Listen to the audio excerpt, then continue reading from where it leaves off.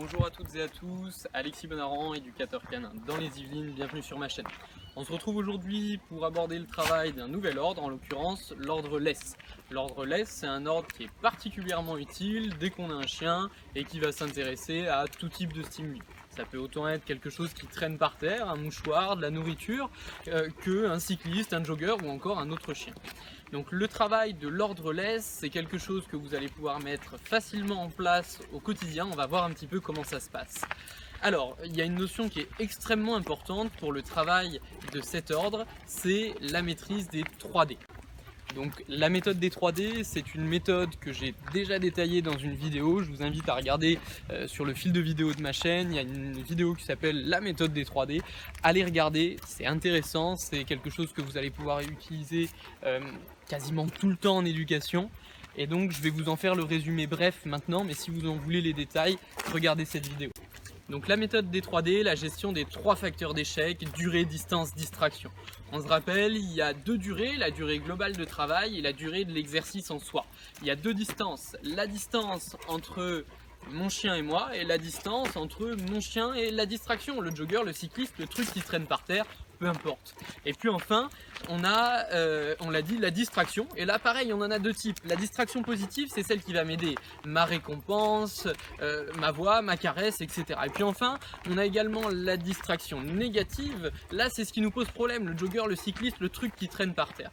Alors, le travail du laisse, comment ça se passe? Et bien finalement, il faut que j'ai une distraction, pas trop forte au début. Hein, on se rappelle, on est progressif.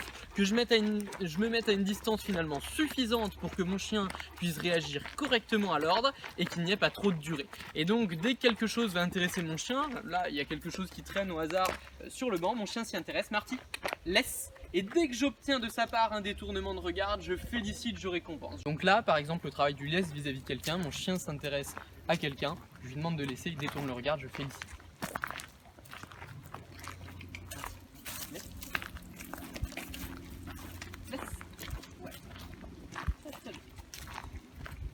Donc l'objectif, mon chien fixe du regard, dès que je vois une fixation oculaire, je demande de laisser. Si nécessaire, je peux avoir une toute petite impulsion sur ma laisse. L'idée n'étant absolument pas de tracter le chien, simplement de lui dire « Eh oh, je suis là », il tourne la tête et dès que j'obtiens ce détournement de regard, je félicite, je récompense.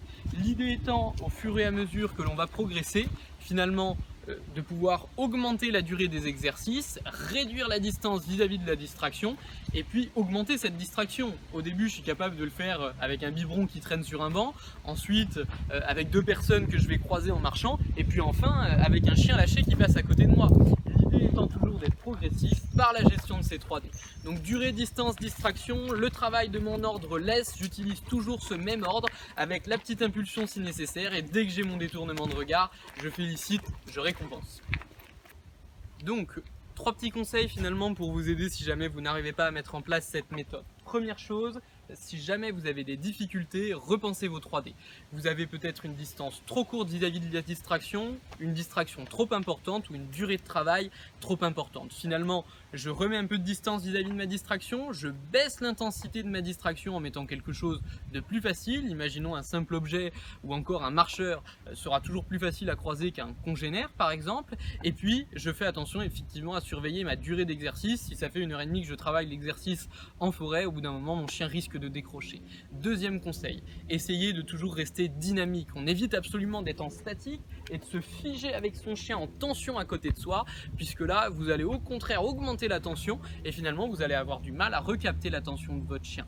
D'accord? Donc on reste dynamique autant dans sa façon de bouger, donc on essaie plutôt de marcher, que dans sa gestuelle, où on essaiera toujours de capter un maximum l'attention du chien avec la main et si nécessaire, on utilisera un leurre. On y vient, 3e conseil, justement, ce leurre, je vous conseille d'utiliser des récompenses les plus appétantes possibles. Si vous utilisez les croquettes de tous les jours, bien évidemment qu'elles auront finalement une valeur beaucoup moins importante pour votre chien que si vous utilisez du cervelas ou du saucisson. Donc si vous avez un chien particulièrement compliqué, je vous invite à augmenter la valeur de récompense et finalement en gérant comme il faut vos 3D, en étant dynamique et en ayant une récompense à très forte valeur, vous mettez toutes les cartes de votre côté pour la mise en place de cet exercice. Il vous faudra un petit peu de temps pour le travailler, mais ça devrait venir assez rapidement. N'hésitez pas à partager en commentaire vos interrogations, vos difficultés, vos réussites également. Si vous avez apprécié la vidéo, n'hésitez pas à lâcher un petit like, à partager et à aller vous abonner à la chaîne. Je vous dis à bientôt, ciao.